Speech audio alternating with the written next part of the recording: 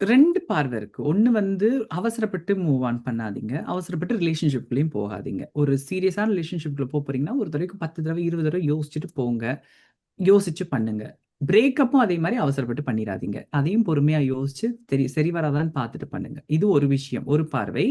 இன்னொரு பார்வை, அதுக்காக அந்த காலத்துல இருந்த மாதிரி 15 வருஷம், 8 வருஷம், 10 வருஷம் புரிந்து கொள்ளாத ஒரு நபர திருத்தப் போறேன்னு சொல்லிட்டு உட்காராதீங்க. It's waste of time. வாழ்க்கையில பிரைம் டைம்னு ஒண்ணு இருக்கு. அது குறிப்பிட்ட வயசு. சில நாடுகள்ல 20லேருந்து 40ன்னு சொல்லுவாங்க. சில நாடுகள்ல 20லேருந்து 30 தான் பிரைம் டைம். அப்ப அந்த பிரைம் டைமை மிஸ் பண்ணிடாதீங்க.